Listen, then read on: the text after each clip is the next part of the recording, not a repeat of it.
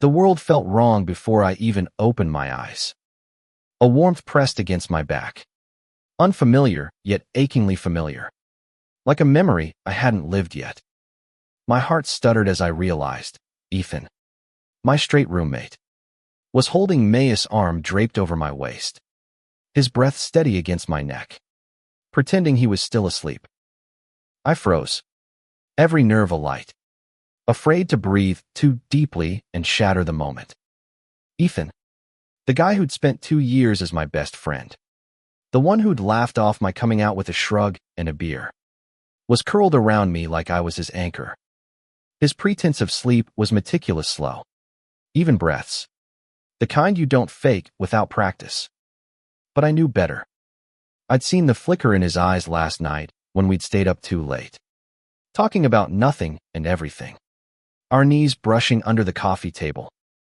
We'd been roommates in this cramped Brooklyn apartment for 2 years, splitting rent and dreams in a city that chewed up hope like cheap gum. I was Jamie Carter, 25, a graphic designer scraping by on freelance gigs. My life a collage of late nights and half-finished sketches. Ethan Moore, also 25, was the opposite, a construction worker with calloused hands and a grin that could charm a brick wall. He was straighter, so he'd always said dating women who never stuck around long enough to meet me. I'd buried my feelings for him deep, locked them away where they couldn't ruin the only friendship that felt like home. But now, here he was, holding me like he'd meant to all along. The morning light crept through the blinds, slicing the room into strips of gold and shadow. I lay still, my mind racing. Why was he doing this? Was it a drunken mistake from the whiskey we'd shared last night, laughing over old college stories? Or was it something else, something he couldn't say out loud, even to himself?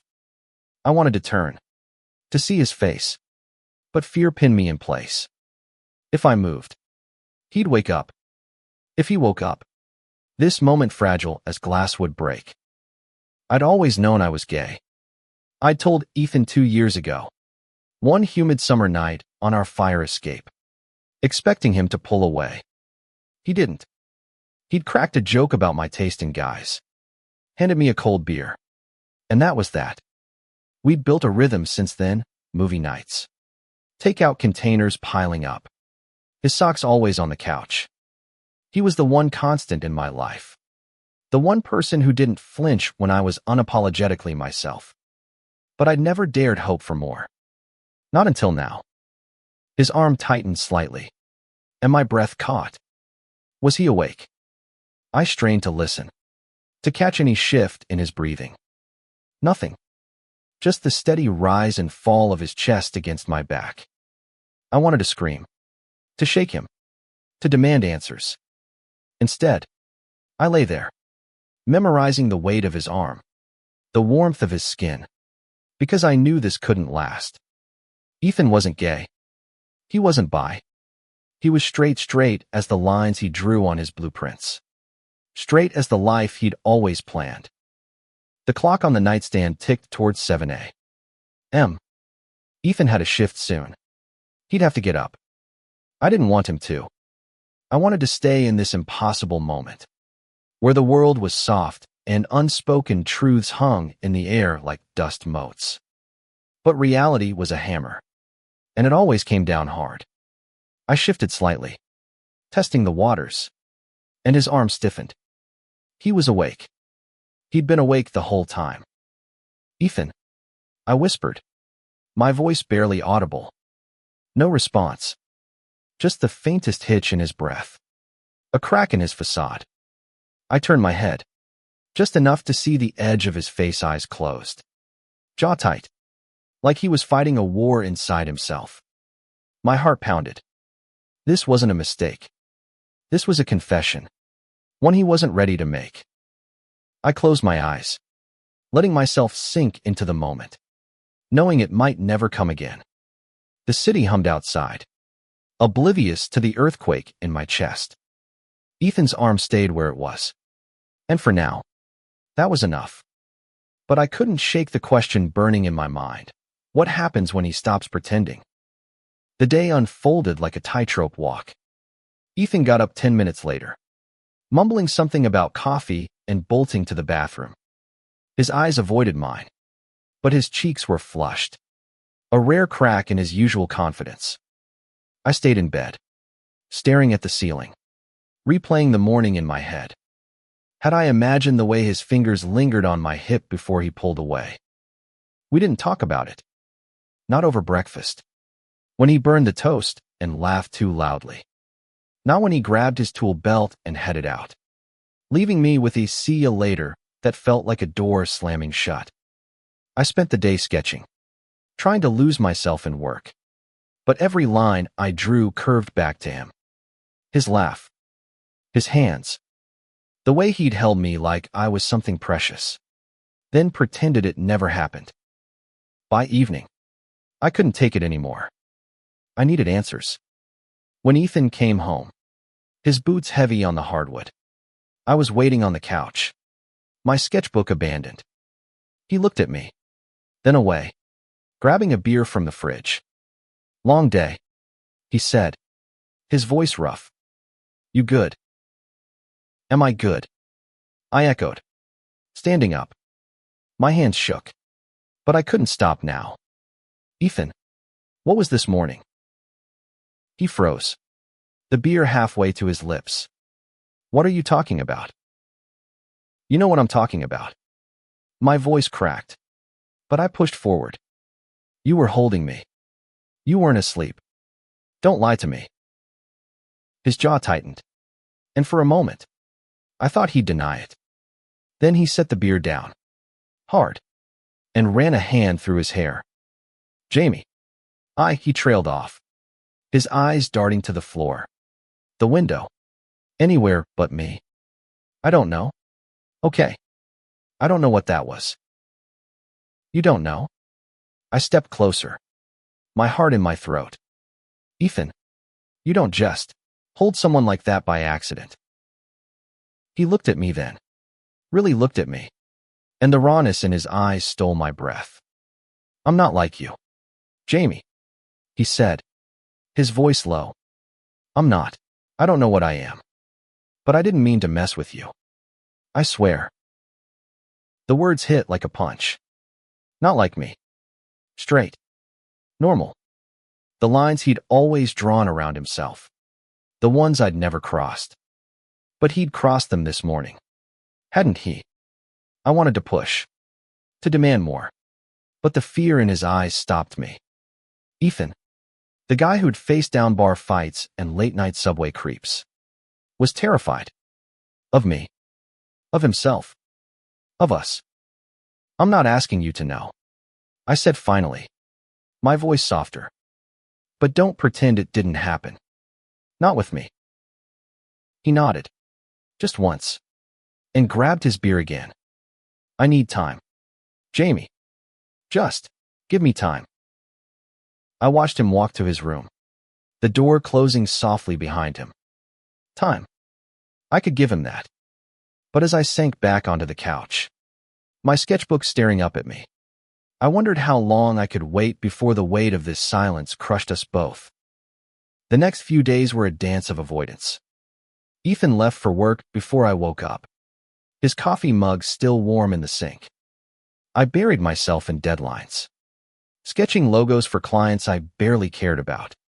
But the apartment felt hollow without his laughter. Every creak of the floorboards made my heart jump, hoping it was him, ready to talk. He wasn't. On the fourth night, I found him on the fire escape, a cigarette dangling from his fingers. Ethan didn't smoke often, just when he was unraveling. The city glittered below, a mosaic of lights and lives. But up here, it was just us and the weight of what we weren't saying. I climbed out, the metal cold under my bare feet, and sat beside him. He didn't look at me, just exhaled a plume of smoke that curled into the night. "You're gonna kill yourself with those," I said, trying to keep it light. He snorted, flicking ash over the railing. "Worse ways to go." I wanted to ask about the morning, about the way his arm had felt like a promise. Instead, I said, "You've been gone a lot." "Work's crazy," he muttered, but his eyes betrayed him. They were tired. Not from labor, but from running. From me.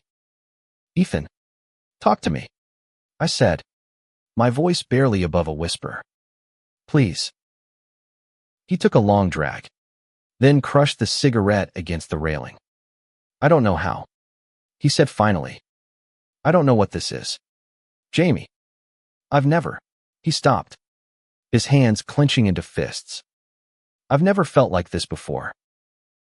My heart lurched. Like what? He looked at me then, and the vulnerability in his eyes was a blade. "Like I'm drowning," he said. "Like every time I'm near you, I can't breathe right. And I don't know what that means."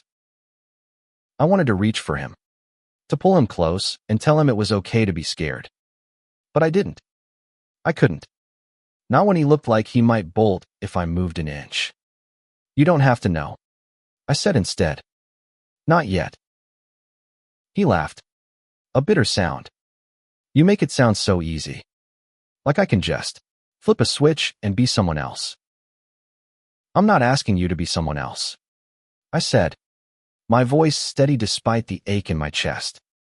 "I'm just asking you to be honest." He stared out at the city, his jaw working. "Honest," he repeated, like the word was foreign. "I don't even know what that looks like anymore." We sat in silence, the city humming below us. I thought about the first time we'd sat out here. 2 years ago, when Ethan had told me about his dad walking out when he was 10. He'd been raw then, too. But this was different. This wasn't about his past, it was about us. About the line we'd crossed and couldn't uncross. "I'm sorry," he said suddenly, his voice rough. "For that morning. I didn't mean to. I don't know what I was doing." "You don't have to be sorry," I said, my throat tight. "Just don't shut me out." He nodded, but he didn't look at me. When he climbed back inside, I stayed on the fire escape, the cold seeping into my bones. I wanted to believe we could find our way through this. But doubt gnawed at me. Ethan was fighting a battle I couldn't join, and I didn't know if he'd let me in when it was over. The next week, things shifted. Ethan started staying home more, lingering over breakfast, his eyes catching mine for a second longer than before.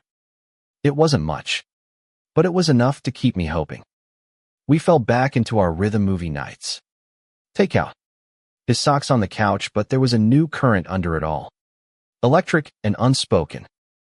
One night, we were sprawled on the couch, a half-empty pizza box between us, watching some terrible action flick. Ethan's laugh was louder than usual, his shoulder brushing mine as he reached for another slice. I felt it spark. The pull. The thing we were both pretending didn't exist. When the movie ended, he didn't move, just leaned back, his arm resting along the back of the couch, close enough to feel the heat of it behind my neck. "You ever think about leaving?"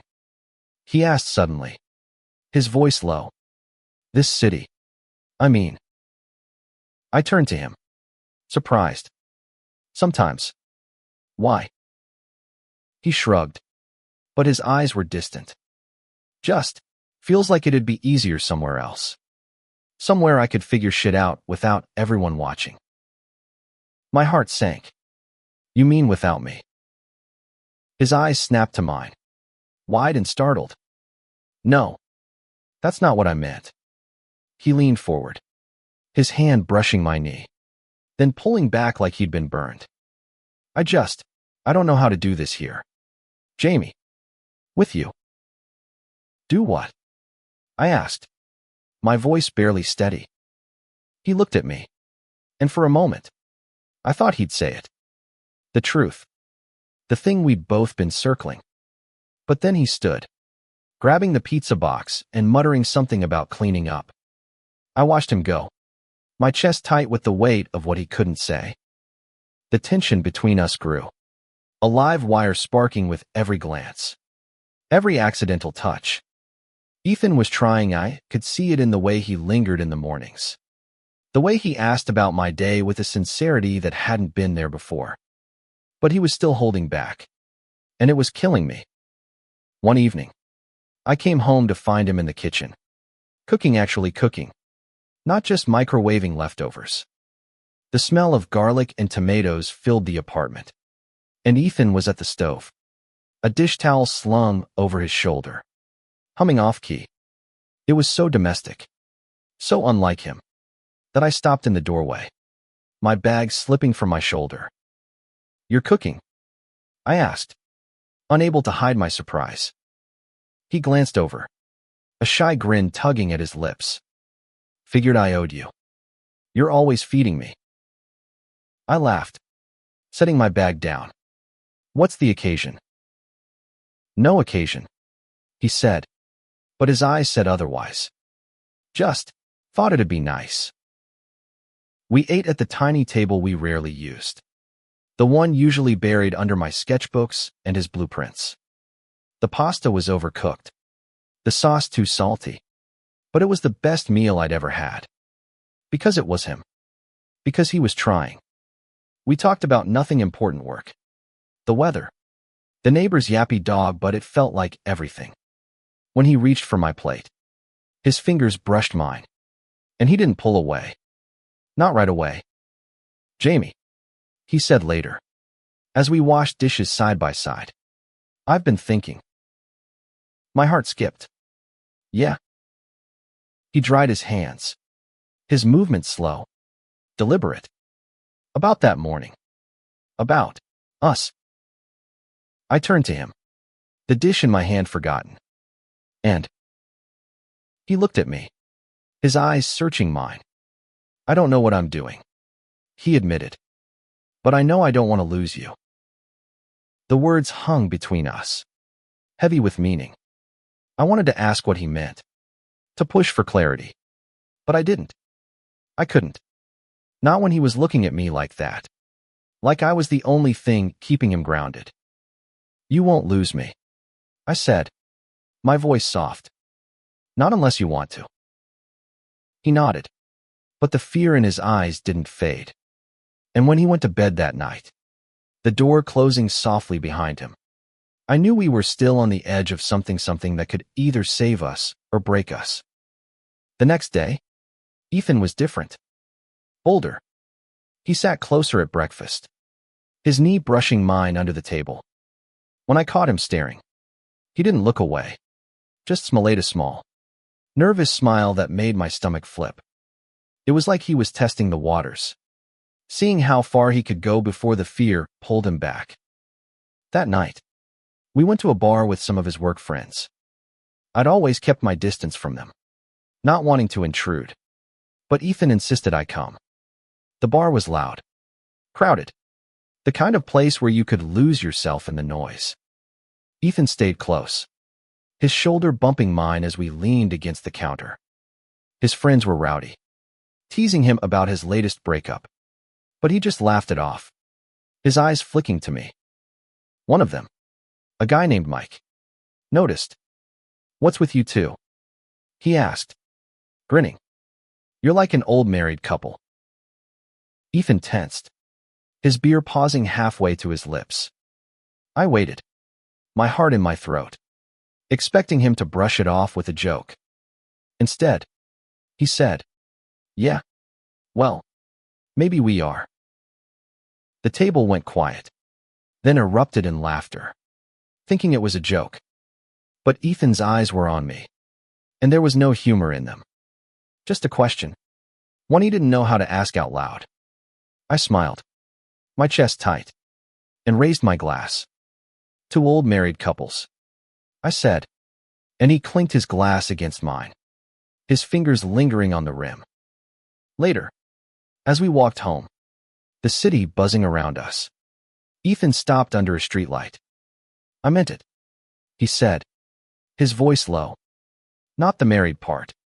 But, you know." I didn't know. Not really. But I wanted to. "Ethan, what are you saying?" He stepped closer, his breath visible in the cold air. I'm saying I'm scared shitless, but I'm tired of pretending I don't feel something for you. My heart stopped. Feel what? He looked at me, his eyes raw, unguarded. Everything. Everything. The word echoed in my head as we stood under the streetlight, the city fading into a blur. Ethan's eyes held mine, and for the first time, I saw it courage, raw and unsteady, fighting through the fear. I wanted to kiss him, to close the distance between us, but I didn't. Not yet. Not when he was trembling with the weight of his own words. Everything. I repeated, my voice soft. That's a lot. He laughed, a shaky sound, and ran a hand through his hair. Yeah, tell me about it. We walked the rest of the way home in silence. But it wasn't the heavy kind we'd carried for weeks. It was hopeful, like the first breath after a long dive. When we got to the apartment, Ethan paused at his bedroom door, his hand on the knob. Night, Jamie, he said, but his eyes said stay. Good night, I said, and watched him disappear inside. My heart was a drum, pounding out a rhythm I didn't know how to follow. I lay awake that night, staring at the ceiling, replaying his words. Everything. It was a promise and a question, and I didn't know which scared me more. The next morning, Ethan was up before me, making coffee. He handed me a mug, his fingers brushing mine, and smiled a real smile, not the guarded one he'd worn for days. You sleep okay? He asked, leaning against the counter. Not really, I admitted, sipping the coffee. It was too sweet, just how I liked it. You? He shrugged, but his eyes were bright. Kept thinking about last night. My stomach flipped. Yeah. Yeah. He set his mug down, stepping closer. I meant it. Jamie, I'm done running. I froze, the mug warm against my palms. What does that mean? He took a deep breath, like he was bracing for a fall. It means I want to try? With you. If you're okay with it. The world tilted. I set the mug down, afraid I'd drop it. Ethan, are you saying? I'm saying I'm not straight, he said, his voice steady despite the flush creeping up his neck. I don't know what I am, but I know I want you. I've wanted you for a long time. The words hit like a wave, washing away the doubt, the fear, the weeks of silence. I stepped closer, my heart racing. You sure about this? He nodded, his eyes never leaving mine. I'm sure I don't want to lose you. And I'm sure I'm tired of pretending I don't love you. Love. The word hung between us, fragile and perfect. I reached for him, my hand finding his, and he didn't pull away. His fingers laced with mine, warm and steady. And for the first time, I felt like we were on the same side of the line. That day, everything changed. We didn't kiss, didn't cross that final boundary, but we didn't need to. Not yet. There was a new ease between us, a lightness that hadn't been there before. We spent the day together, wandering the city, talking about everything and nothing. He told me about the first time he'd noticed me, really noticed me, during a late-night talk on the fire escape. I told him about the nights I'd stayed up, sketching his face in secret, afraid he'd never see me the way I saw him. But the world wasn't as kind as our apartment. That evening, we ran into Mike at a coffee shop. He was with another guy from Ethan's crew, and when he saw user shoulders brushing, our smiles too bright his grin faltered. You two are real cozy, he said, his tone teasing but sharp. Ethan tensed, his hand brushing mine under the table. Yeah. So, he said, his voice calm but firm. Mike raised an eyebrow, glancing between us. Didn't know you swung that way. More. I held my breath, waiting for Ethan to back down, to laugh it off. He didn't. Guess you don't know everything, he said, and took my hand, right there in the open. My heart soared, but the look in Mike's eye surprise. Judgment. Something darker made my stomach twist. We left soon after, the air between us heavier. You okay? I asked as we walked home. Ethan nodded, but his jaw was tight. I just didn't expect it to feel like that. Like what? Like I'm doing something wrong, he said, his voice low. I know I'm not. But I stopped, turning to face him. You're not. And you don't have to do this alone. He looked at me, his eyes softening. I know. I've got you. The weeks that followed were a whirlwind of firsts. Our first kiss, hesitant and perfect, on the fire escape under a sky bruised with clouds. Our first date, a quiet dinner at a hole-in-the-wall diner, where Ethan's knee pressed against mine under the table. Our first fight, over something stupidicious, maybe, or whose turn it was to buy coffee, but it ended with him pulling me close, whispering apologies into my hair. We were learning each other in a new way, peeling back layers we'd both kept hidden. But the world kept pushing back. Ethan's crew started treating him differently, subtle things, like quieter conversations when he walked into the room, or jokes that cut a little too deep. He brushed it off, but I saw the strain in his eyes, the way he gripped his beer tighter at the bar. I wanted to protect him, to shield him from the judgment, but I couldn't. All I could do was be there, holding his hand when he let me, reminding him he wasn't alone. One night, he came home late, his face drawn. Rough day? I asked, setting my sketchbook aside. He sank onto the couch, rubbing his eyes. Mike said something today? About us. My stomach dropped. What did he say? Ethan hesitated, then sighed. Called me a sellout. Said I was just confused. That I'd regret this. Anger flared in my chest. He's an idiot. Maybe, Ethan said, but his voice was quiet. But what if he's right? What if I'm just lost? I moved to sit beside him, taking his hand. You're not lost. You're here. With me. He looked at me, his eyes searching. What if I screw this up? Jamie, what if I'm not enough? You're enough, I said, my voice fierce. You've always been enough.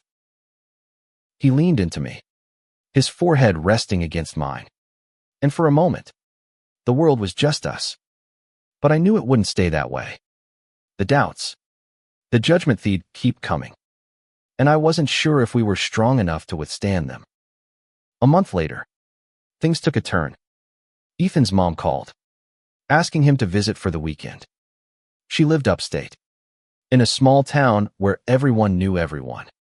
And Ethan hadn't been back since we'd started, whatever this was. He asked me to come, his voice casual, but his eyes pleading. I said yes, even though the thought of meeting his family as his boyfriend made my stomach churn. The drive up was quiet, the radio filling the space between us. Ethan's hands were tight on the wheel, his jaw set. They're not like city people, he said finally. They're traditional. I nodded, my throat tight. You don't have to tell them anything. He glanced at me, his eyes soft. I want to. I just don't know how. When we got to his mom's house, a small, tidy place with a wraparound porch, she greeted us with hugs and a tray of cookies. She was warm, kind, but I saw the way her eyes lingered on us, the way her smile tightened when Ethan's hand brushed mine. Dinner was polite, filled with small talk about his job, my art, the weather. But when Ethan reached for my hand under the table, I felt the room shift. Ethan, his mom said later, as we cleared the table, can we talk? He nodded, and I stayed in the kitchen, pretending to dry dishes while my heart pounded. I couldn't hear everything, but I caught fragments. Her voice soft, worried, his sharp, defensive.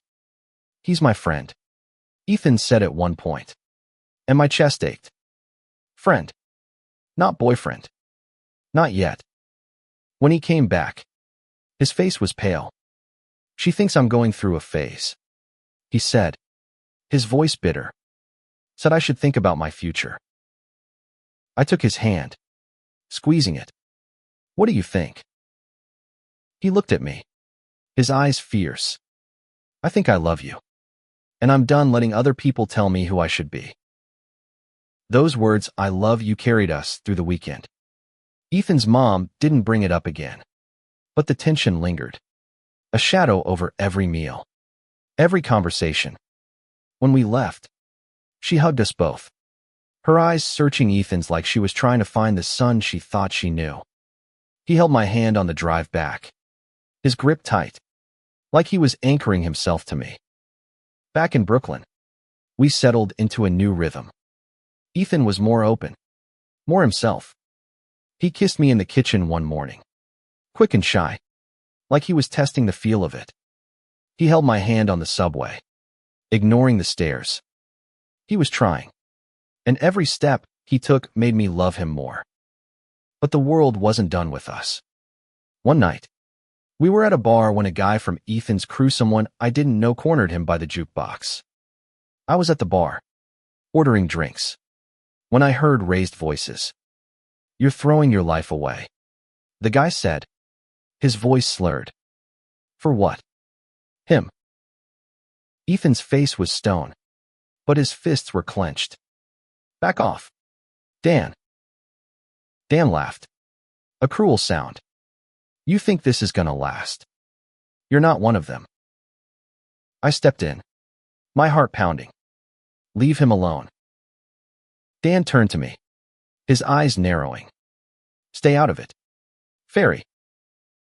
Ethan moved before I could, shoving Dan back. Don't talk to him like that. The bar went quiet, all eyes on us. Dan smirked, but he backed off, muttering under his breath. Ethan grabbed my hand, pulling me outside. In the alley, he leaned against the wall, breathing hard. I'm sorry, he said, his voice shaking. I didn't mean for that to happen. It's not your fault, I said, stepping closer. You don't have to fight for me. He looked at me, his eyes burning. Yeah, I do. Because I love you.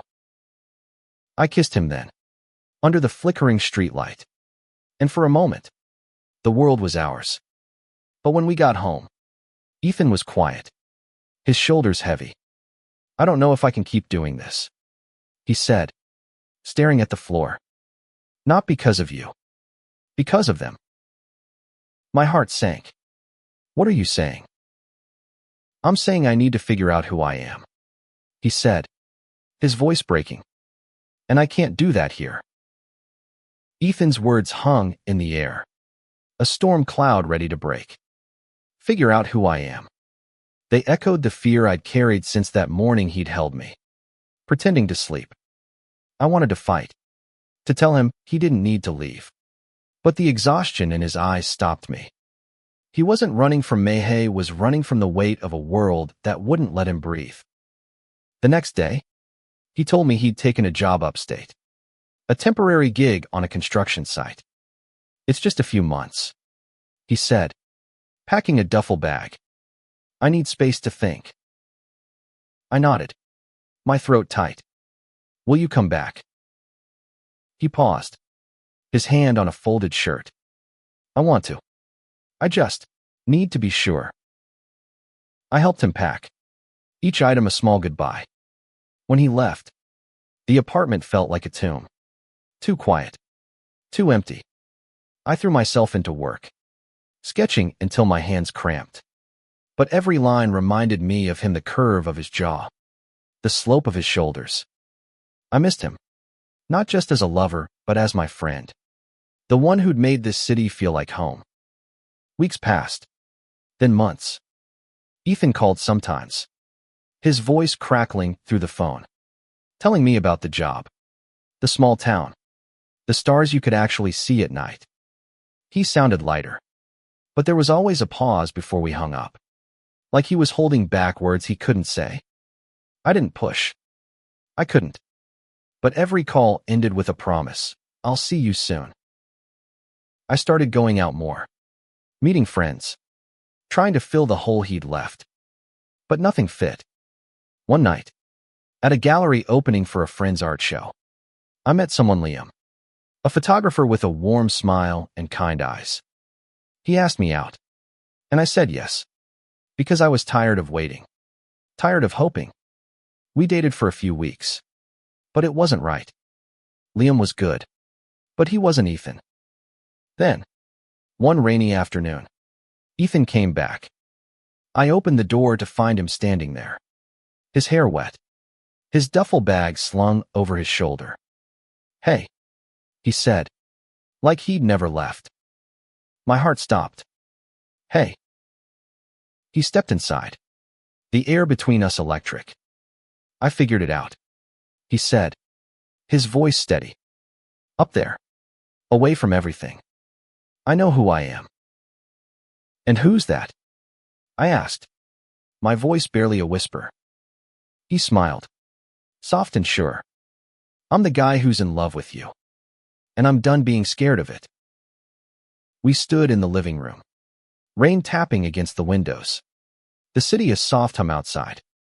Ethan's words, "I am in love with you," felt like a lifeline, pulling me back from the edge of doubt.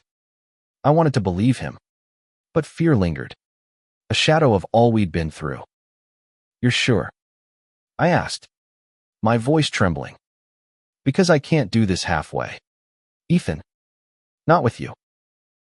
He stepped closer, his eyes locked on mine. "I'm sure.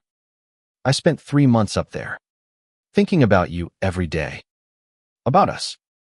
I'm not saying it'll be easy, but I'm all in." I laughed, a shaky sound, and he pulled me into his arms. It was like coming home. His kiss was slow, deliberate, a promise sealed in the quiet of our apartment. We didn't need to say more, not yet. The world was still out there, with its judgment and its noise. But in that moment, it was just us. The months that followed were a new beginning. Ethan moved back in, his boots by the door, his laugh filling the apartment. We faced the world together, his crew, his family, the strangers who stared a little too long. Some accepted us, some didn't. His mom came around slowly, inviting us for dinner, asking about my art with a tentative smile. Mike apologized one night, drunk and sheepish, and Ethan forgave him, because that's who he was. We weren't perfect. We fought about money, about time, about the way I left dishes in the sink. But we always came back to each other, to the fire escape where we'd talk until dawn, to the bed where he no longer pretended to sleep when he held me. We built a life, not just a love, and it was messy and beautiful in hours. One night, a year later, we sat on the fire escape, a blanket draped over our shoulders. The city sparkled below, alive and unforgiving, but we'd carved out a place in it. Ethan took my hand, his thumb tracing circles on my skin. "I was scared," he said, his voice soft. "That morning, when I held you, I thought if I let go, I'd lose everything." "And now?" I asked, leaning into him. He smiled, his eyes bright. "Now I know. Holding you was the best thing I ever did." We sat there, the world spinning on without us. And I realized something. Love isn't just the big moments, the confessions, the kisses, the fights. It's the quiet ones. The mornings when you wake up tangled together. The nights when you don't have to pretend. Ethan had spent his life building things, houses, bridges, dreams, but he'd built something with me, too. Something that could withstand the weight of the world. And that was enough.